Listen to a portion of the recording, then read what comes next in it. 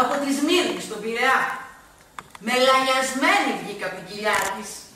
Μια μαμή που βρέθηκε στο καράβι και τη βοήθησε στη γέννα, δεν έχει πολύ ζωή το παιδί της, είπε. Με πήρανε και με πήγανε κάτω στα μπάρι, δίπλα στις μηχανές. Φωνάξανε τον καπετάνιο και αυτός βρήκε έναν Αρμένιο παπά και με βαφτίσανε. Ευαγγελία, όπως το όνομα του πλοίου. Ευαγγελία Βανουία Ταμιάν. Γεννήθηκα μεσοπέλαγα. Θα ήταν αρχές 22. Με λένε Ευαγγελία Βανουία Ταμιάν. Τη μάνα μου τη λέγανε Σιμαγιούλ και τον πατέρα μου Χάικ. Σατζίκ Χάικ. Καταγόμαστε από την Κεσάρια της Καπαδοκίας. Όμορφα μέρη. Ο πατέρας μου ήταν ρολογάς. Έπαιζε και βιολί σε ορχήστρες. Το πρωί ρολογάς, το βράδυ βιολιστής. Η μάνα μου ήταν αρχόντισσα. Όμορφη γυναίκα με βαλανά μάτια. Έχω και 3 αδέρφια. Την Αρσαγκουή, τον Μπαργκέφ και την Κοχαρή. Τον πατέρα μου δεν τον γνώρισα. Τον έσφαξαν οι Τούρκοι. Η μάνα με 3 παιδιά και με μένα μωρό στην αγκαλιά βρέθηκε στον Πειραιά.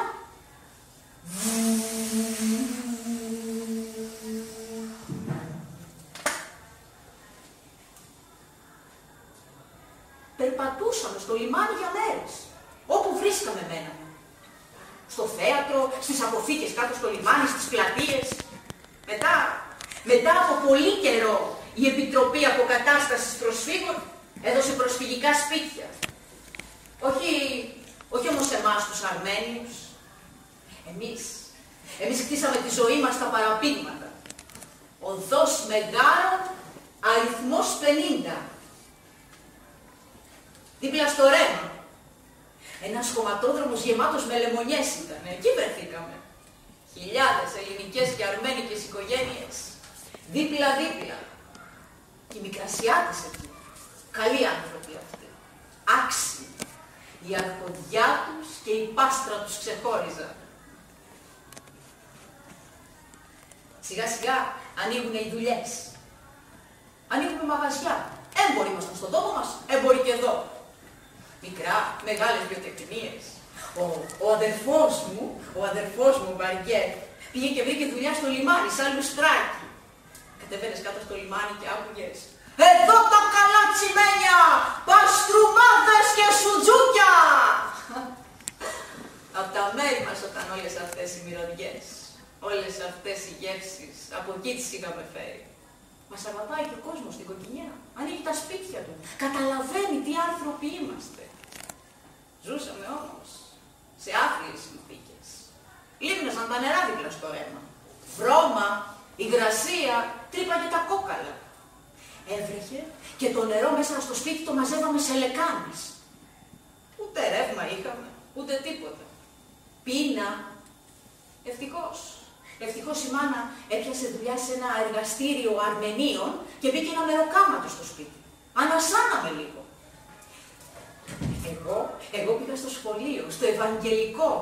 Δίπλα στον Άγιο Ιάκωβο ήτανε. Τα έπαιρνα τα γράμματα. Αλλά από την αρχή φάνηκε η κλίση μου στη μουσική. Ο δάσκαλός μου, ο κύριος Άρης Καλφαγιάν, ο δάσκαλος της μουσικής καλέ, ναι, ήρθε και βρήκε τη μάνα και της είπε να μου κάνει, λέει, μαθήματα μαντολίνου. Μα δεν έχουμε λεφτά, κύριε Καλφαγιάν, πώς? Δωρεάν! Έτσι είπε στη μάνα. Δωρεάν! Μ' αγαπούσαν. Μ' αγαπούσανε όλοι οι δασκαλοί μου. Και τη Μεγάλη Πέμπτη έψελνα στα 12 Ευαγγέλια. Αλλά εμένα την καρδιά μου την είχε κερδίσει η λαϊκή μουσική. Σαν έπεφτε ο Μπαργκέφ και η μάνα για ύπνο το βράδυ, την κοπάναγα εγώ, πήγαινα και σκαρφάλανα στις μάντρες να ακούσω τη μουσική που άνοιγε την καρδούλα μου. Κοκκινιά του 30 και το μπουζούκι, να τα ακούς μέσα από τεκέδες, μέσα από ταβέρνες. Μαύρα μάτια, μαύρα πλήρια, κατσάνα, μαύρα μαλλιά. Στο πρόσωπο σαν κρίνος και στο μάγουλο έλα.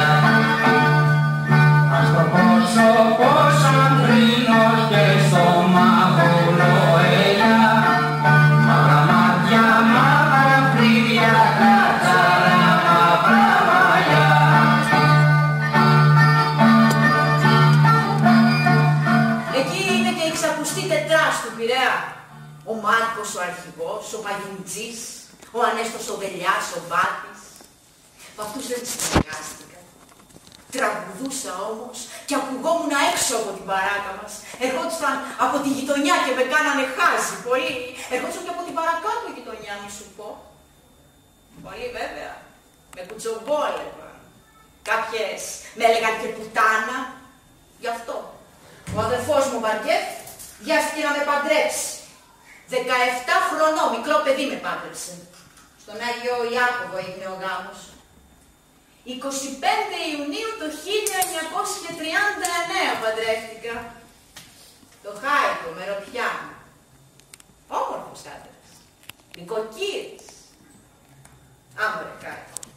Δεν ταιριάζανε οι δύο. Άλλη πάστα εσύ, άλλη πάστα εγώ. Ήτανε και εκείνη η πεθερά μου μες στο σπίτι. Όλο κουμάντο ήθελε να κάνει. Κι έτσι ένα βράδυ πήρα τα πράγματά μου, πήρα και το παιδί μου και έφυγα. Πνιγόμουνα μέσα σε αυτό το σπίτι. Πνιγόμουνα μέσα σε αυτό το γάμο. Ο Βαργέφ έξαλλος. Ούτε να τα ακούσει δεν ήθελε. Αλλά μ' αγαπούσε ο αδερφούλης μου. Μ' αγαπούσε και μετά και πίσω. Το Χάικο δεν τον ξαναείδα. Έφυγε με την ανταλλαγή των προσφύγων. Πήγε στην Αρμενία. Έμαθα μετά από χρόνια ότι έκανε εκεί μεγάλη οικογένεια.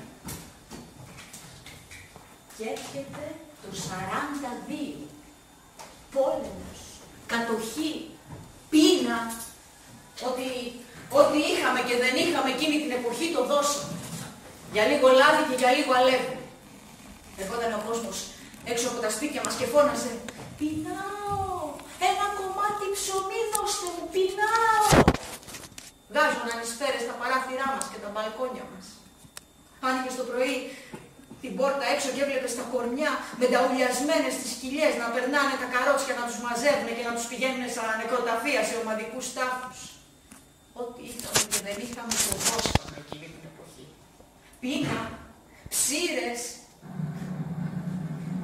περνάνε τα κεντήρια μας, τα παπλώματά μας, τα στολίδια μας όλα, τα χρυσαφικά, ό,τι είχα. Τα έκανα ένα μπόγο, πήγαινα στο σταθμό Λαρίσης, έπαιρνα το τρένο και πήγαινα. Και τα άδικα. Για λίγες ταφίδες και για λίγο λάδι. Έτσι έγινε και εκείνη τη μέρα. Γυρίζω στο σπίτι, είμαι μέσα στο τρένο και γυρίζω στο σπίτι με λίγα ρεβίθια και λάδι. Πάρα πολύ ικανοποιημένη είμαι με εκείνη τη συναλλαγή. Αυτό ήταν τύπο. Στο τρένο, ο Νίνο, κουστούμαρισμένος, φοράει μπριγιαντίνη στα μαλλιά. Όμορφος άντρας, μου άρεσε. Του άρεσα κι εγώ. Με κοιτούσε. Πιάσαμε την κουβέντα και ήταν σαν να γνωριζόμασταν από χρόνια. Φαινόταν αρκετά χρόνια μεγαλύτερός μου, αλλά φαινόταν μορφωμένος άντρας. Καλοβαλμένος. Μου είπε να πάω να δουλέψω με την οικογένειά του στο θέατρο. Δέχτηκα. Η οικογένειά του ήταν όλοι άνθρωποι του θεάτρου, ποέμοι τύποι. Η μάνα του ήταν καλή, μ' αγαπούσε. Ερχόταν στο σπίτι, στρώναμε τραπέζι και τρώγαμε όλοι μαζί σαν οικογένεια. Ήτανε μεγάλη θαυμάστρια της Μαρίκας της Κοτοπούλη. Συνήθιζε λοιπόν να με λέει Μαρίκα. Μαρίκα, πήγαινε στο φούρνο να φέρεις το ψωμί.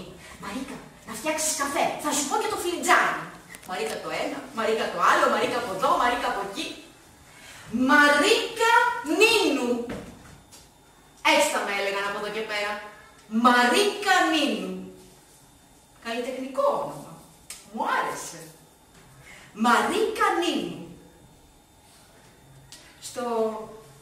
Στο Νίνο χρωστάω πολλά.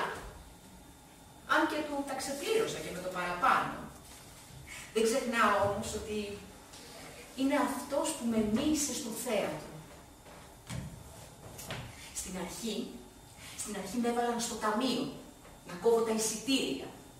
Αλλά εμένα το μυαλό μου ήτανε πώς θα ανέβω στη σκηνή. Και δεν άρχισε να γίνει κι αυτό. Τα ακροβατικά νούμερα μου φάνηκαν δύσκολα. Όμως καταφέραμε και φτιάξαμε το θρυλικό ντουονίνο. Τι θρυλικό δηλαδή? Κάτι κουτσοακροβατικά κάναμε σε καρέκελες. Συμπεριλάβαμε και το Γιαννάκι μου μετά. Ναι, και γίναμε το ντουονίνο και μισό. Εκείνη την εποχή οι ηθοποιοί και οι ακροβάτες πήγαιναν με τα μπουλούκια. Πότε στη Λάρισα, πότε στα Τρίκαλα, πότε στο Ο Βόλος. Ο Βόλος ήταν καταπληκτική πιάτσα. Εκεί μέσα στα μπουλούκια γνώρισα το θέατρο. Εκεί γνώρισα τη Σπεράτζα Βρανά, το Χατζηχρήστο. Ωραίος ο Βόλος. Και τα νούμερα που κάναμε. Καλά πήγαιναν. Οι γλώσσες έλεγαν πολλά. Για το Γιαννάκι μου, ότι είναι νόθο. Δεν με ένοιαζε εμένα καθόλου. Εγώ έλεγα και κανένα τραγουδάκι και πέρναγε η ώρα. Και από τα Τρίκαλα στη Λάρισα, και από τη Λάρισα στην Καλαμάτα, και από την Καλαμάτα στην Πάτρα. Και παντού. Για διαφήμιση είχα τους καλύτερους. Τα παιδάκια μου τους έλεγα να πάνε στην πλατεία του χωριού και να φωνάξουνε «Ήρθα σήμερα στην πόλη σας το καλύτερο τσίρκο με ακροβάτες τους πιο διαλεκτούς». Τους έδινα και καμιά καραμέλα, καμιά δεκάρα και πάντα τις πρώτες θέσεις όπου παίζαμε. Στην πλατεία, στο θέατρο, στο καφενείο, Αχ, μωρέ τα παιδάκια μου. Το 45, ο αδερφός μου Μαρκέφ παντρεύεται τη Χάι Χούι. Αργότερα κάνουν και 2 κοριτσάκια, την Άσα και τη Γιούλα μου. Μας κούρασαν τα μπλούκια. Και έτσι είπαμε να δίνουμε παραστάσεις στην Αθήνα.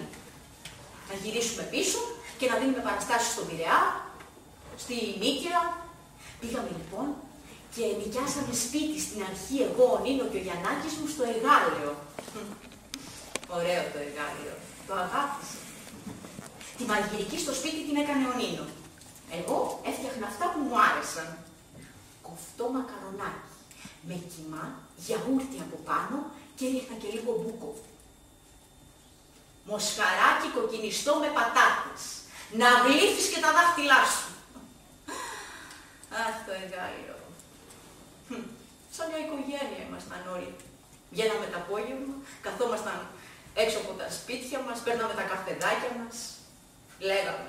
Λέγαμε διάφορα. Καυγαδίζαμε, λέγαμε συνταγές, τραγουδάγαμε κιόλας.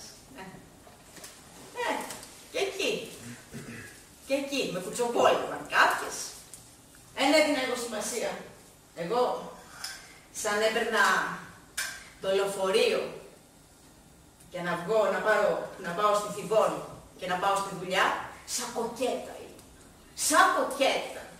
Φώναζαν οι φορτηγατζίδες από τη Θηβόνη. Τους τόλιζα όμως κι εγώ. Να, για κάτι τέτοια με έλεγαν τελιμαρίκα. Τρελομαρίκα δηλαδή. Για τα νάζια μου, για τα καμώματά μου και για τη ζωντάνια μου. Εκείνη την εποχή δίνουμε παραστάσεις του Κεφάλου. Απέναντι είναι του Περιβόλου. Εκεί γνώρισα τη Βαγγελίτσα. Τη Βαγγελίτσα καλέ, τη Μαργαρώνη. Η Βαγγελίτσα έπαιζε ακορντεόν και πιάνο. Ναι. Με τη Βαγγελίτσα γίναμε οι καλύτερες φίλες. Τότε ήτανε που δώσαμε μία παράσταση στον Ναύσταθμο. Ο Ναύαρχος ζήτησε να ακούσει ένα τραγούδι. Τραγούδισα δυνατά και θαρετά. Ο Ναύαρχος ενθουσιάστηκε. Ενθουσιάστηκε όμως μαζί μου και ο Πέτρος, ο Κυριακός. Μεγάλος θεατράνθρωπος εκείνης της εποχής. Αυτός με πήρε από το χέρι και με πήγε κατευθείαν στο Μανώλη Χιώτη. Μετά λοιπόν από τα νούμερά μας, στο Κεφάλα, πηγαίναμε οικογενειακώς να ξεσκάσουμε στο Πίγκαλς. Το Πίγκαλς... Τότε είχαμε ρε παιδιά, για να μην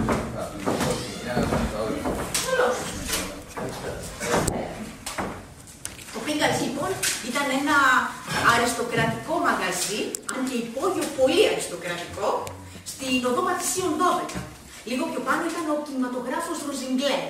Εγώ κάθε βράδυ εκεί πήγαινα και κολλούσα στο Χιώτη και στο Μιτσάκι. Ο Μιτσάκης λίγο πιο πρόσχαρος, πιο καλός.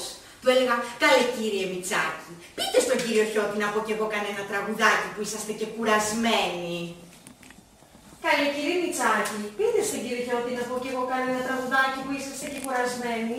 Ρε Μανώλη, ας το κοριτσάκι να μας πει κανένα τραγουδάκι να μας ξεκουράσει και λίγο. Τι να πει, ρε Γεωργή. Έλεγε ο Χιώτης που δεν με συμπαθούσε και πολύ. Μάλιστα πολλές φορές μου είχε δώσει ραντεβού και δεν ερχότανε, με γελούσε. Μια μέρα μου λέει... Μαρικάκη, αύριο θα πάω στο Παναγί να πάρω ένα μπουζούκι. Έλα να σ' ακούσω. Ο Παναγής ήταν από τα πιο σπουδαία οργανοποιεία εκείνη την εποχή. Τους είχα ζαλίσει με τα καμώματά μου και με τα τσαλίμια μου. Και έτσι κατάφερα να ανέβω στο πάλκο ως τραγουδίστρια. Έτσι τσούλησε η χρονιά 47-48. Μετά τα νούμερά μας, πήγαινα στο Πίγκαλς, έλεγα κανένα τραγουδάκι, δεν παίρνω και ένα μικρό χαρτζηλίκι. Τότε ο Χιώτης αλλάζει γνώμη για μένα και μου δίνει 2 τραγούδια του. Το ώρες σε κρυφοκοιτάζω και θα σου πω το μυστικό μου. Μεγάλη επιτυχία έγιναν και τα 2. Και στο Πίγκαλς, όμως, με το Χιώτη, η συνεργασία μας έληξε άγνωστα. Βέβαια. Ο Νίνο είχε αρχίσει να ζηλεύει, γιατί ο Χιώτης και ο Μιτσάκης ήταν ομορφόπεδα. Ανακατευότανε λοιπόν στη δουλειά μας και ένα βράδυ ανακατεύτηκε τόσο πολύ που ο Χιώτης τον πέταξε έξω με τις κλωτσιές, αλλά μαζί με αυτόν και εμένα. Είχα βαλθεί να τους γνωρίσω όλους. Κάποιος τα αναγνώριζε το ταλέντο μου. Και τότε ακούω ότι κάνει ακρόαση για τραγουδίστρια, ζητάει στην Τριάννα ο Γιάννης ο Παπαϊωάννου. Πήγα στην ακρόαση. Εγώ κουνιόμουνα και λυγιόμουνα σαν να χόρευα από το άγχος μου. Δεν με πήρε. Προτίμησε τη Ρένα Ντάλια. Χαλάλινες. Δεν έχω να πω για το κορίτσι αυτό τίποτα. Χαλάλινε. Αργότερα είπε ότι δεν του άρεσα γιατί έκανα πολλά καμώματα και τσαλίμια. Συνεργαστήκαμε όμως με τον Παπαϊωάννου. Βέβαια, μου έδωσε τραγούδια. Μου έδωσε το άνθρωποι και το νύχτες ξενυχτώ χωρίς ελπίδα. Εκεί λοιπόν στο Πίγκαλς με άκουσε ο Στελάκης ο Περπινιάδης. Ζητούσε τραγουδίστρια για το κέντρο Φλωρίντα. Το Φλωρίντα είναι στη Λεωφόρο Αλεξάνδρας, λίγο πιο πάνω από το πεδίο του Άρεως απέναντι. Στο πάλκο λοιπόν μ' ανέβασε ο Στελάκης, ο Περπινιάδης. Πάω μια μέρα στο μαγαζί και μου λέει... Μαρικάκη, έλα κάτσε εδώ μαζί μας. Τότε όλοι οι τραγουδιστές και οι μουσικοί κάθονταν όλοι μαζί στο πάλκο. Στο πάλκο μ' ανέβασε ο Στελάκης, τον Οκτώβριο του 48. Έκρατσα 6 μήνες μαζί. Έμαθα πολλά. Μου δίνει και μεροκάματα. 25 δραχμές έπαιρνα.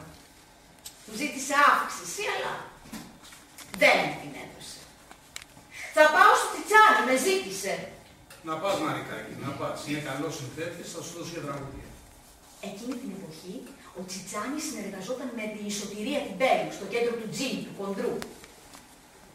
Μπαίνουνε κάτι χίτες μες στο μαγαζί. Ακουμπάνε τα κουμπούδια πάνω στο τραπέζι και ζητάνε από τη Σωτηρία να τους πει του αϊτού το γιο. Σωτηρία αντιστασιακιά. Δεν δέχτηκε. Την κάνανε, τόπι στο ξύλι. Ο Τσιτσάνης δεν την υπερασπίστηκε. Η Σωτηρία έφυγε φυγωμένη και πήγε και βρήκε μεροκάματος του Παναγάκη μαζί με τον Μάρκο και με τον Αργύρι, τον Βαμβακάρη. Και έτσι πήγα εγώ τραγουδίστρια στο κέντρο του Τζιμ. Τραγουδίστρια στο πλευρό του Τσιτσάνη. Που άλλοι τον έλεγαν και Βλάχο και κάποιοι άλλοι τον έλεγαν και Τσίλια. Και το μεροκάματο πήγε στις 80 δραχμές.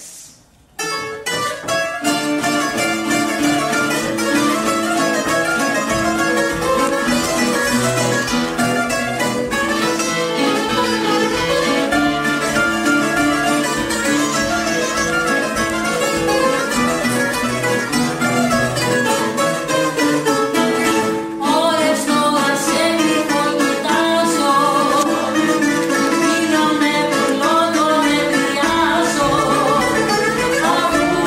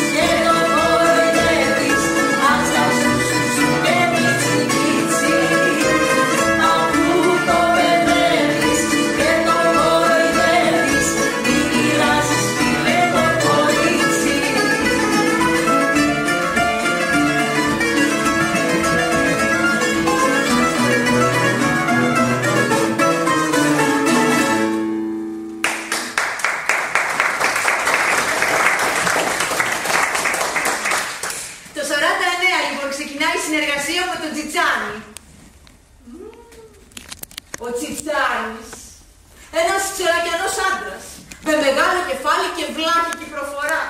Δεν τον έλεγες όμορφο. Όμως, σαν έκατσα και μίλησα μαζί του, είδα πως είναι μορφωμένος και ήξερε να μιλά. Γοητεύτηκα. Το Νοέμβριο του 49, ο Κώστας ο Κοφινιώτης διοργανώνει ένα διαγωνισμό λαϊκού τραγουδιού στο Θέατρο Κεντρικό με πολλές συμμετοχές. Πήγαμε κι εμείς μέρος. Τσιτσάνης Νίνου, από το κέντρο του Τζίμι, του Χοντρού. Η συμμετοχή μας έγινε με απόλυτη μυστικότητα, γιατί τότε ο Τσιτσάνης συνεργαζόταν με την Ιωάννα τη Γεωργακοπούλου. Το διαγωνισμό προλογίζει ο Μάνος ο Χατζηδάκης και το πρώτο βραβείο το παίρνουμε εμείς. Τσιτσάνης Νίνου, από το κέντρο του Τζίμι, του Χοντρού. Με δεύτερους, το Σπύρο τον Περιστέρη και τη Σωτηρία Μπέλου, από το κέντρο Ρωσινιόλη. Γίνομαι και επίσημα η νέα τραγουδίστρια στο πλευρό του Τσιτσάνη.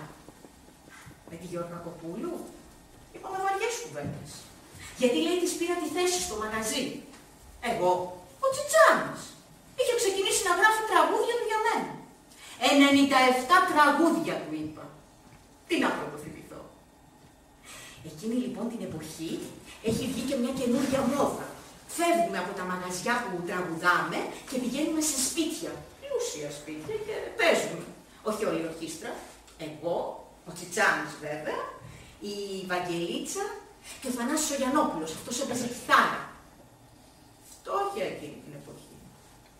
Ένα παλτουδάκι έχω. Εγώ το πρωί το φοράω η Χαϊμπούη και πηγαίνει και ψωνίζει και το βράδυ το βάζω εγώ και πηγαίνω στο κέντρο. Το ίδιο και η Βαγγελίτσα. Δεν θέλω να πάμε σε αυτά τα σπίτια με αυτά τα ρούχα. Πηγαίνω κάτω, στην καρδαρόμπα του μαγαζιού και παίρνω μια γούνα μιας πελάτισσας. Τη βάζω στις πλάτες μου, με βλέπει αυτή. Γιατί να τη βάλω δεν ήξερα. Μου κάνει με νόημα. Παίρνω άλλη μία και τη ρίχνω στις πλάτες της Βαγγελίτσας. Έτσι πήγαμε. Πολύ γούνα. Πολύ γούνα και πολύ αριστοκρατία εκείνη την περίοδο του Τζίμι ερχότανε. Ηθοποιοί, ποιητές, καλλιτέχνες, ζωγράφοι, υπουργοί. Πηγαίναμε όμως και σε κάτι σπίτια. Ένα πρωί λέω στην ύφη μου, στη Χαϊμπούη, σήμερα θα πάμε σε ένα πολύ πλούσιο σπίτι, στο Κολονάκι. Εγώ δεν ήξερα ότι ήταν το σπίτι του Ποδοσάκη. Εκεί, για πρώτη φορά, είπαμε με τον Τσιτσάνη τη συνεφιασμένη Κυριακή.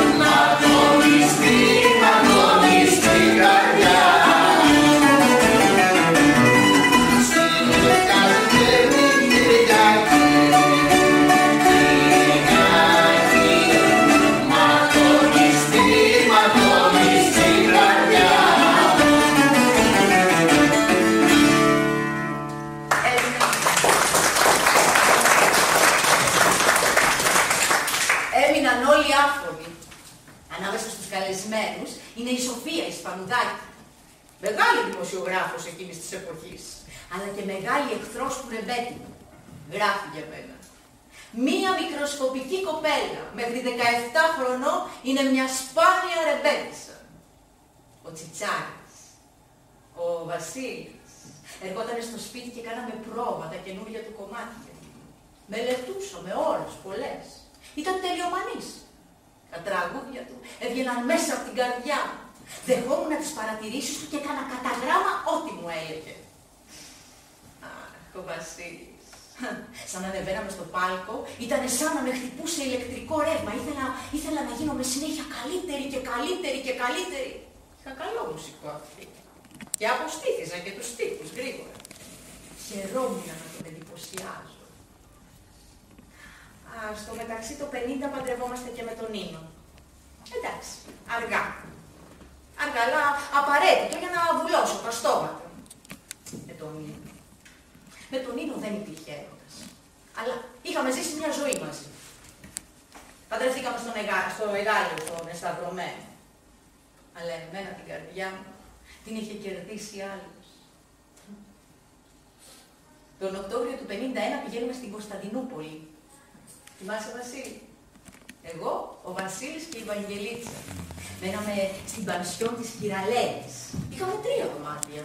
Ένα είχα εγώ, ένα ο Βασίλης και ένα η Βαγγελίτσα με τη μάνα της. Α, ναι, βέβαια. Το 51 η Βαγγελίτσα ήταν φρεσκοαραγωνιασμένη και ήθελε και τη μάνα της μαζί. Εγώ πάλι το Γιαννάκι μου τον άφηνα πίσω μόνο του. Δεν μ' αρέσει. Στην Κωνσταντινούπολη εμφανιζόμασταν σε ένα πολυτελέστατο μαγαζί. Καζαμπλάνκα το λέγανε. Πλούσιοι πελάτες, Έλληνες, Τούρκοι. Ερχόντουσαν και Αρμένοι καμιά φορά. Σαν ανέβαινε ο Τσιτσάνης στο πάλκο, σιώτανε ο τόπος. Χαμός γινότανε.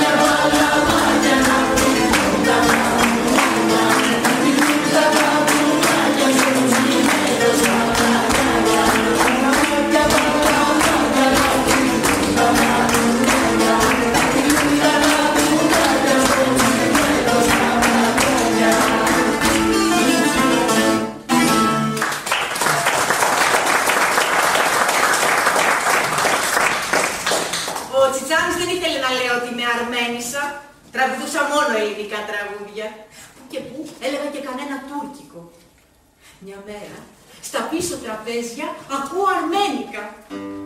Σκύρτησα μέσα μου. Αρμένοι είστε! Κι εγώ! Εγώ κατάγομαι από την Κεσάρια της Καπαδοκίας, εσείς! Και τότε κάνω σήμα στην Βαγγελίτσα και λέω 2 τραγούδια από εκείνη τη μακρινή πατρίδα που δεν είχα γνωρίσει. Εντάξει, εγώ Ελληνίδα είχα νιώσει και έτσι είχα μεγαλώσει.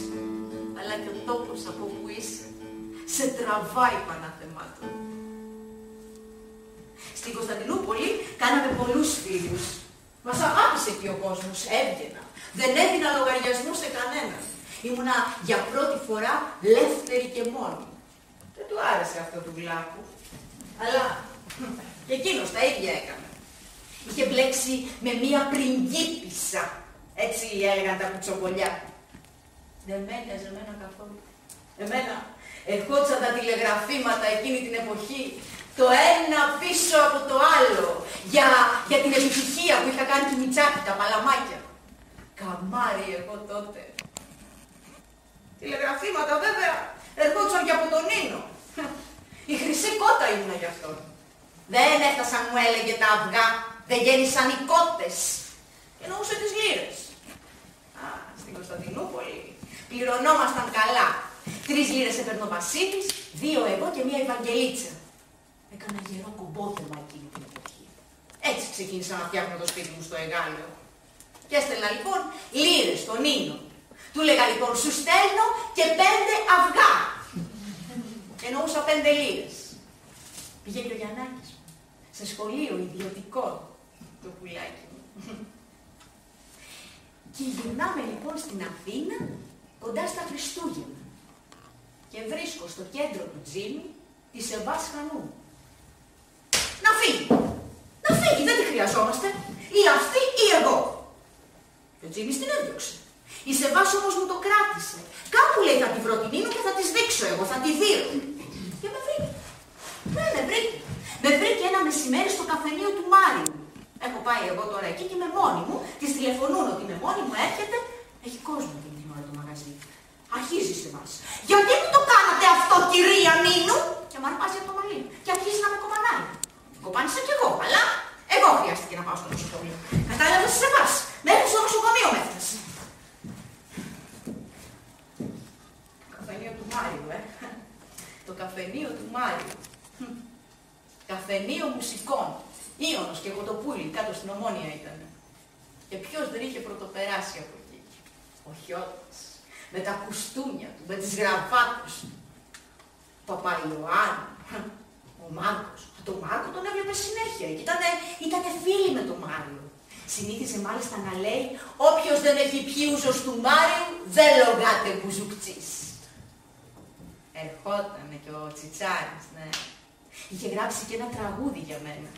Της Μαρίτσας στο Χαρέμι.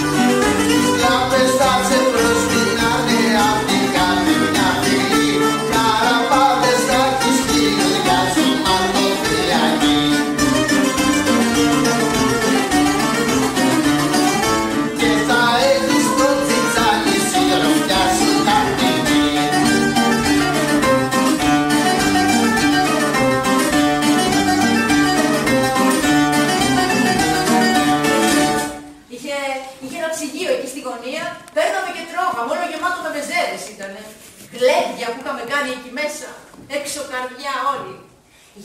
Είχε και ένα ραδιοπικάπ στη μέση.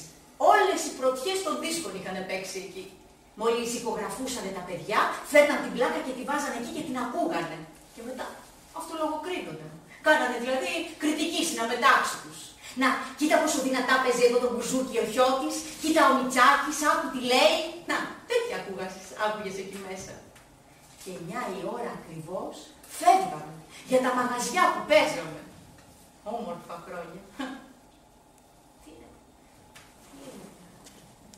Για την Κωνσταντινούπολη, ναι βέβαια. Γυρνάμε λοιπόν από την Κωνσταντινούπολη και είμαστε το πιο σπουδαίο καλλιτεχνικό ζευγάρι.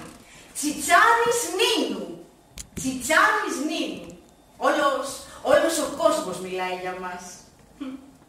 Τσιτσάρης Νίνου. Και σαν μιλάει όλος ο κόσμος για μας, εμείς δεν μιλάμε πια μεταξύ μας. Καυγάδες πίσω στα καμαρίνια, για πολλά και για το τίποτα. Μα σαν ανεβαίναμε στο πάλκο, το χαμόγελό μου και η ματιά του φλογερά. Ήμασταν ντουέτο καθιερωμένο. Ήμασταν έξυπνοι άνθρωποι, και οι δύο.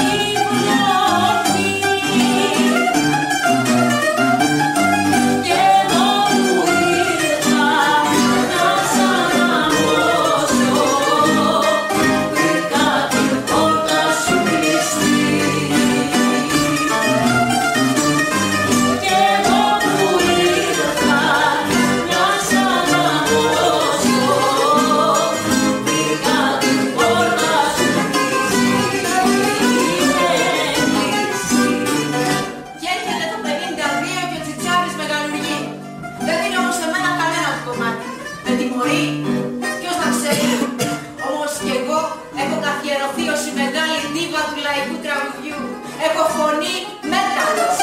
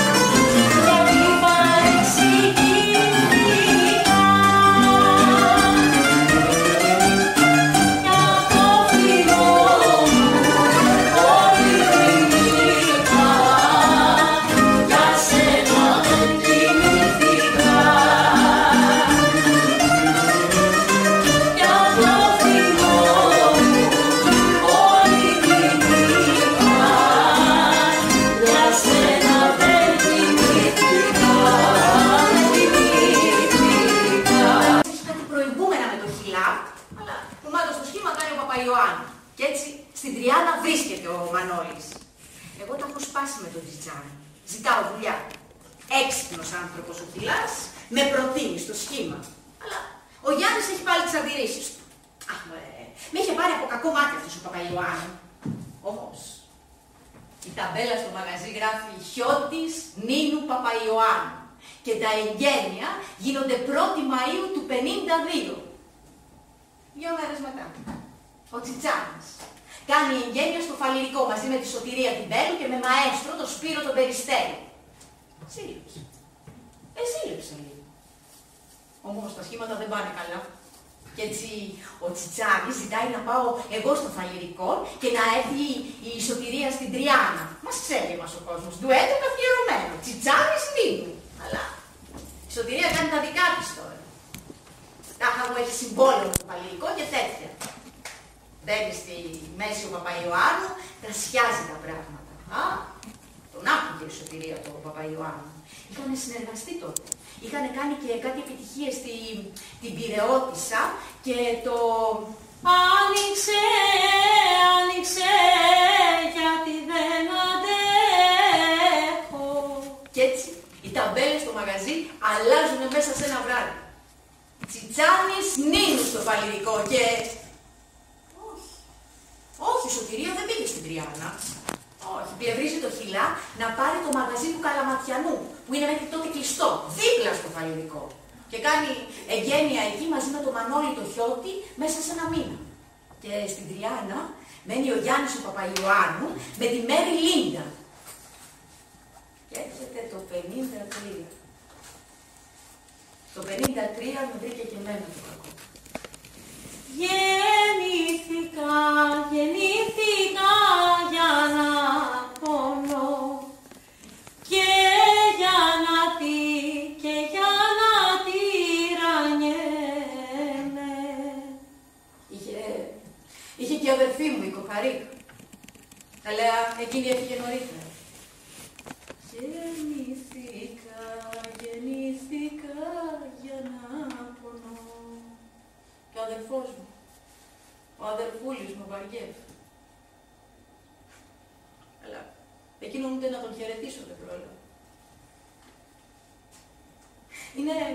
Είναι ένα απόγευμα προς βραδάκι, πηγαίνω, φοράω ένα αγκρία σημεί φόρεμα, κοντό μέχρι το γόνατο, έχω βάψει και με κραγιόν κόκκινο τα χείλη μου, βγαίνουμε με το Τσιτσάνι, πάμε να φάμε σε μια ταβέρνα, στην Πλάκα.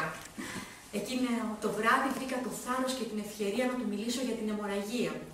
Ο Τσιτσάνης μου συμπαραστέκεται. Ο Χιλάς όπως πληρώνει το γιατρό για την πρώτη μου επέμβαση. Μαθαίνω για μια νέα θεραπεία στην Αμερική. Λέω στο Τσιτσάνι να πάμε εκεί μαζί και να κάνουμε και συναυλίες. Όχι. Ο Τσιτσάνης δεν θέλει την Αμερική. Η Ελλάδα είναι γι' αυτόν ο φάρος του. Περιμένει και το δεύτερο παιδί από τη γυναίκα του εκείνη την εποχή. Έτσι λέω στον καπλάνη να πάμε στη Νέα Υόρκη. Ο Τσιτσάνης δεν με αποχαιρέτησε. Έγραψε ένα τραγούδι για μένα την άνοιξη του 54.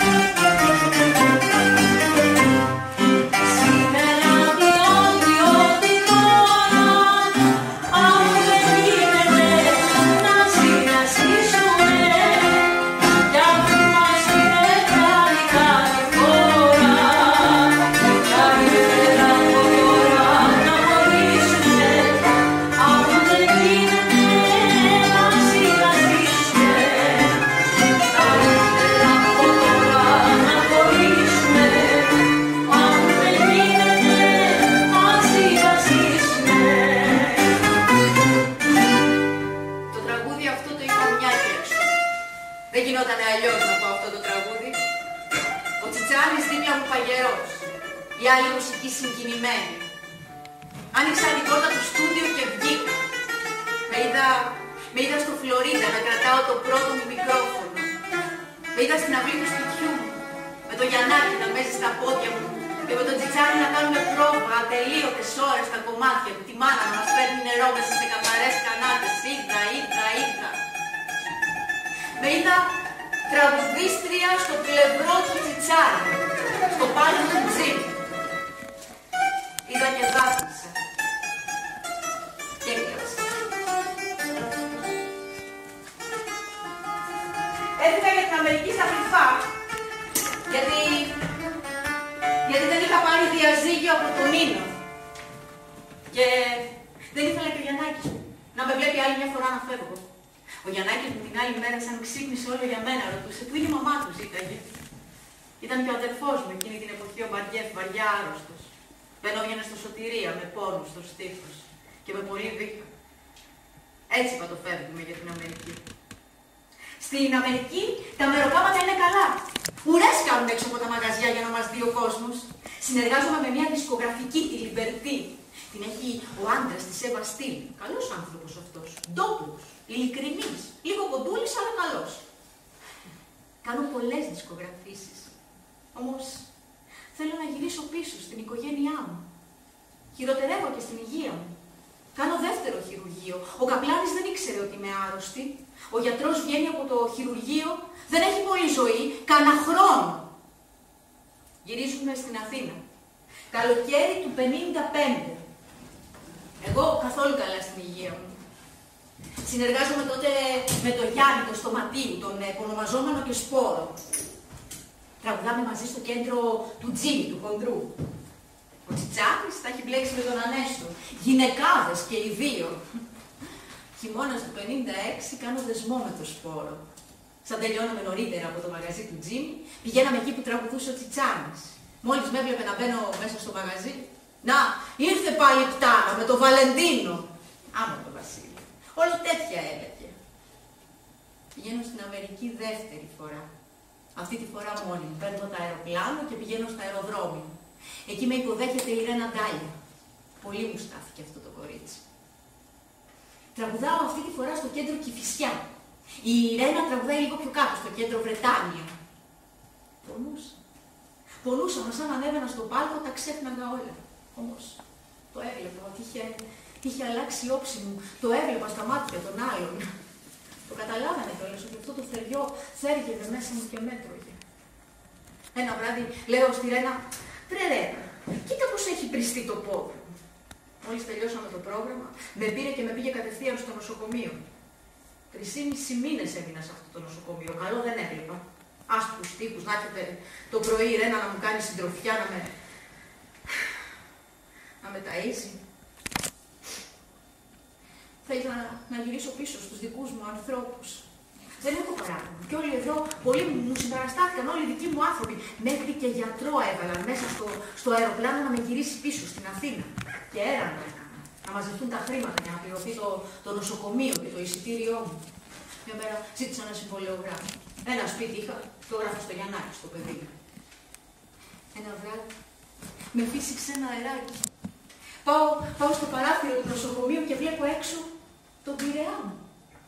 Αλλά ένα Πειραιά προπολεμικό, γεμάτο με παράγγες και παραπήγματα. Αλλά και γεμάτο με ανθρώπους χαμογελαστούς, με μουσικές, με στρωμένα τραπέζια, με αγκαλιές και με γέλια. Ανθρώπους γελαστούς με αγκαλιές. Βλέπω τη μάνα. Μου κάνει νόημα να μπω μέσα στο σπίτι, είναι και ο Βαριέφε και έχουν στρώσει τραπέζι και με περιμένουν. Άρε μάνα. Άρε μάνα. Έρχεται και ο Βασίλης, είναι στην πόρτα. Τρέχει η μάνα, τραβάει την πόρτα, δεν τον αφήνει να μπει μέσα. Παραξενεύω. Η μάνα ήταν φιλόξενος άνθρωπος. Εμείς θα κάτσουμε, μου λέει, στο τραπέζι. Εμείς οι τρεις. Σου έχω φτιάξει και τουρλού, που σ' αρέσει. Το φτιάχναμε αυτό το φαγητό στο σπίτι μας. Και από εκεί βρίσκομαι, λέει, στην αγορά του Πειραιά, στην ψαραγορά. Έχω πάει να αγοράσω ψαράκια, με βλέπουν οι ψαράδες, με αναγνωρίζουν και αρχίζουν τα πειράγματα και τα σφυρίγματα. Βρε καλό στην καβουρίνα, φωνάζανε. Δεν μ' αφήνανε να φύγω. Τον καταδεχόμουν εγώ τον απλό τον κόσμο, τον αγάπαγα. Μέχρι και τα ψάρια δώρο μου τα κάνανε.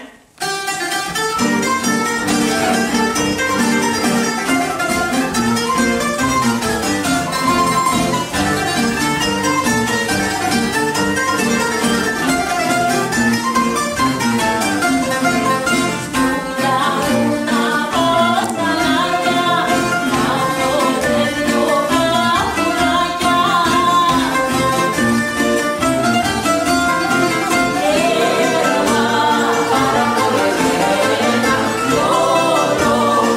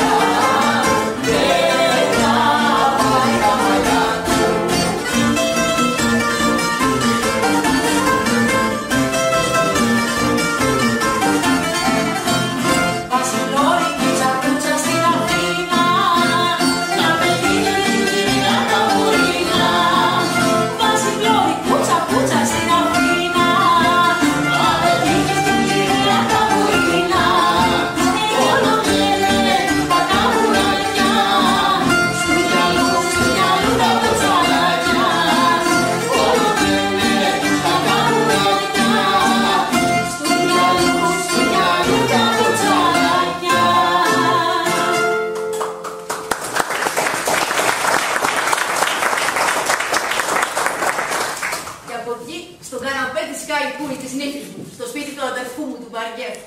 Κάθε πρωί ερχόταν η Ευαγγελίτσα και πίναμε καφέ. Λέγαμε για τα παλιά, λέγαμε για την Κωνσταντινούπολη. Και τι δεν λέγαμε. Λέγαμε για κανένα τραγουδάκι να περάσει η ώρα. Ερχόταν πολύ συχνά ο Στελάκης ο Περπινιάδης με το Γιαννάκη το Σπόρο. Ο Γιαννάκης όλο αστεία ήθελε να λέει, να γελάω. Μια μέρα ήρθε ο Στέλιος, ο Καζαντζίδης δε. Μαρικάκι μου, σήκω. Έχω φέρει και την κούρσα να πάμε έξω να φάμε ψαράκι στο Φάληρο.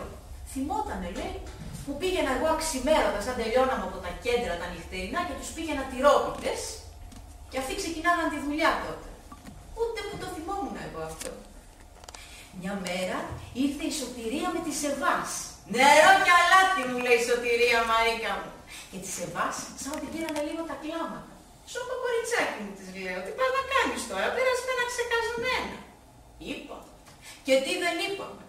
Για την Τριάνα, ποιοι πηγαίνουν, ποιοι έρχονται. Για το κέντρο του Τζίμι μου είπανε. Βρε Χάικου, πήγαινε δίπλα στο γαλακτοπολείο, φέρε κανένα ριζόγαλο να κεράσουμε τα κορίτσια. Και να τσιπουράκι για τη Σωτηρία, και να κρασάκι για τη Σεβάς. Όλα τα νέα μου είπανε. Βράδυ τις πήρε να φύγουνε. Και Χαϊκούι εκεί να μαγειρεύει, να φτιάχνει κάτι ρεβιθοκεφτέδες, να τσιγαρίζει το κρεμμυδάκι, να μοσκοβολάει το σπίτι. Εγώ, μακαρονάκι κοφτό, με κιμά, λίγο γιαούρτι. Μπούκοβο δεν έβαζε πια. Δεν μ' άρεσε. Και τότε ήταν που ήρθε ο Τσιτσάνης, ο Βασίλης.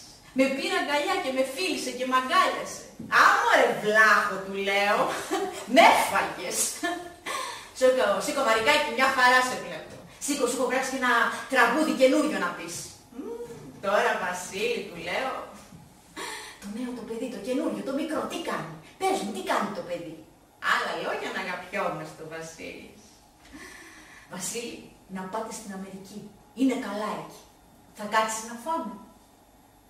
Δεν έκατσε. Ούτε προλάβαμε να ξαναφάμε με τον Βασίλη μαζί. Έσβησα. Έσβησα το Φλεβάρι του 57.